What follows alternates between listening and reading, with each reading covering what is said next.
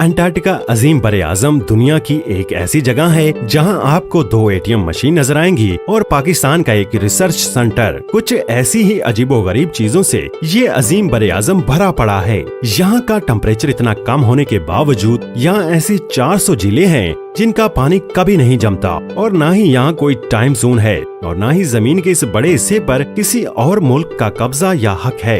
ये जगह देखकर ऐसा लगता है जैसे ये जगह किसी और ही प्लेनेट का हिस्सा है।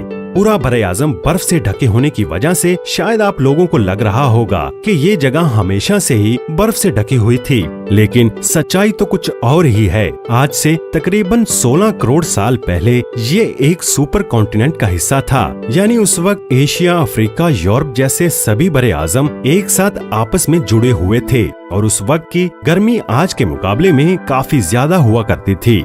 लेकिन वक्त के साथ साथ ये सुपर कॉन्टिनेंट हिस्सों में तकसीम हो गया और एक हिस्सा जिसका नाम इंडियन प्लेट था वो एशियन प्लेट से जा टकराता है। क्योंकि इंडियन प्लेट ज्यादा वजनी थी वो नीचे धंस गई और एशियन प्लेट कम वजनी होने की वजह से उस पर हिमालय और दूसरे पहाड़ी सिलसिले बन गए। पाकिस्तान में भी आप 2 प्लेटों के मिलाप को बहुत से मुकामात पर देख सकते हैं। दरअसल ये तकसीम इसलिए हुआ था क्योंकि जमीन के नीचे जो टेक्टोनिक प्लेट्स हैं वो हर वक्त हरकत करती रहती हैं, जिसकी वजह से जल्जले भी आते हैं। ये मूवमेंट इतनी स्लो होती है कि हमें पता भी नहीं चलता और इसमें काफी लंबा अरसा लग जाता है। तो इसलिए अंटार्कटिका को तकरीबन 12 करोड़ साल लग गए पूरी तरह से बर्फ में तब्दील होने में।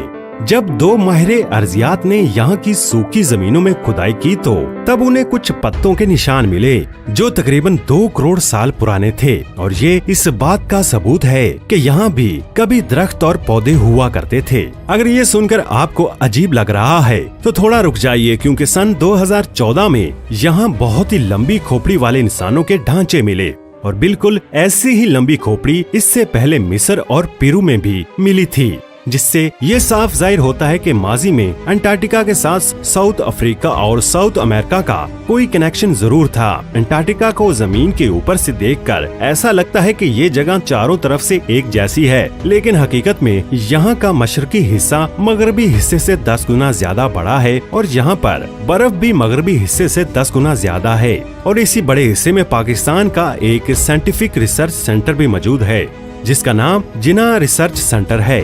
और साथ ही दोनों लोकेशंस की हाइट में भी काफी फर्क है। लेकिन दूसरी तरफ मशरकी हिस्से में एक ऐसा छोटा हिस्सा है जहां बिल्कुल भी बर्फ नहीं है और इस छोटे से हिस्से को मुलियंस वैली के नाम से जाना जाता है। ये जगह हमारी जमीन से इतनी अलग है कि नासा ने इस जगह को स्पेस प्रोग्राम के लिए टेस्टिंग साइट के तौर पर चुना है और ये जगह आज भी वैसी ही है जैसी आज से 1 करोड़ साल पहले हुआ करती थी। और इस मुलियंस वैली को देखकर ऐसा लगता है जैसे कि ये जमीन नहीं बल्कि मार्स हो।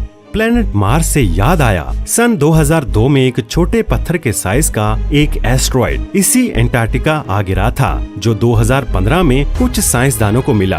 बाद में तहकीक के बाद ये पता चला कि ये एस्ट्रॉइड और किसी नहीं बल्कि खुद मार्स से आया था। आप सुनकर हैरान रह जाएंगे कि 90% एस्ट्रॉइड के पत्थर जो जमीन पर मौजूद हैं वो सब हमें अंटार्कटिका से ही मिलते हैं। पिछले 50 सालों में 10,000 से ज्यादा मिटियोराइट्स इसी बरे-आज़म में पाए गए हैं, जिसमें से कुछ मिटियोराइट्स तकरीबन 7 लाख साल पुराने हैं। यहाँ पर बहुत सी पुरानी चीजें भी मिलती रहती हैं और यहाँ पर बहुत से पुराने बहरी जहाज भी बर्फ के अंदर धंसे हुए नजर आते हैं। पूरे अंटार्कटिका पर एक ही इंसानी बस्ती है जहाँ पर एक स्कूल, हॉस्पिटल, पोस्ट ऑफिस और 2 एटीएम मशीनें मौजूद हैं। अंटार्कटिका में जहाँ बहुत से साइंसदान पूरी गर्मियों में यहाँ इस इलाके की तहकीक जारी रखते हैं, वहीं सर्दियाँ आते आते इन साइंसदानों की तादाद तकरीबन 50 के आसपास रह जाती है। अक्टूबर से फरवरी तक ये अंटार्कटिका काम करने के लिहाज से नामुनासिब रहता है, लेकिन फरवरी खत्म होते होते इसका टेम्परेचर इतना गिर जाता है कि यहाँ पर एक पल भी गुजारना बेहद मुश्किल हो जाता है। ऐसे में सिर्फ चंद लोगों को ही यहाँ रोका जाता है और बाकी लोगों को वापस भेज दिया जाता है। तकरीबन आधे साल तक शदीद सर्दियाँ बर्दाश्त करने वाले अंटार्कटिका से दुनिया का राब्ता पूरी तरह से खत्म हो जाता है। ऐसे में ना तो कोई अंटार्कटिका आ सकता है और ना ही कोई यहाँ से जा सकता है। ऐसे हालात में उन लोगों पर क्या गुजरती होगी ये तो वही जान सकते हैं। गर्मियां आने पर जिनको वापस एंटार्क्टिका आना है वो तो शायद सर्दियों में अपने घर बैठकर इंतजार कर लेते होंगे, लेकिन जिन लोगों को यहीं रुककर आधा साल गुजारना हो उनके लिए ये काम सबसे मुश्किल हो जाता है। हालात खराब होने का डर और घर से दूर इस जगह पर एक दिन शायद एक साल जैसे गुजरता होगा।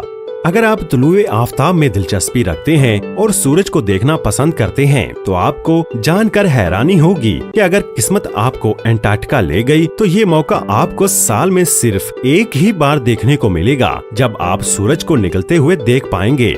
अपनी अनोखी आबोहवा जमीन के सबसे नीचे हिस्से पर मौजूद, ऐसे में सूरज से आने वाली रोशनी जो जमीन के सभी हिस्सों को हर दिन रोशन करती है, वो एंटार्क्टिका तक साल में एक बार ही पहुंच पाती है। एंटार्क्टिका पर तुलुए आफताब बेहद अनोखा होता है, जहां सूरज के निकलने से लेकर इसके गरूब होने तक तकरीबन आधे साल का वक्त लग जाता है और इतना ही वक्त इसे दोबारा तलु होने में लग जाता है। ऐसे में ये कहना गलत नहीं होगा कि एंटार्क्टिका पर सूरज तलु होना किसी त्योहार से कम नहीं है। एंटार्क्टिका के समुद्र के 11 फीट गहराई में एक अमेरिकी साइंसदान को एक अजीबोगरीब नजर आने वाली मखलूक की हड्डियां मिली। ताज्जुब की बात यह है कि ये मखलूक दिखने में इतनी ही अजीब थी कि इसके लुक से लेकर शेप तक कुछ भी आजकल के जानवरों से नहीं मिलता। इसे देखकर ऐसा लग रहा था जैसे ये किसी और ही प्लेनेट का जानवर या खलाई मखलूक था, जो कि किसी तरह एंटार्क्टिका पहुंच गया।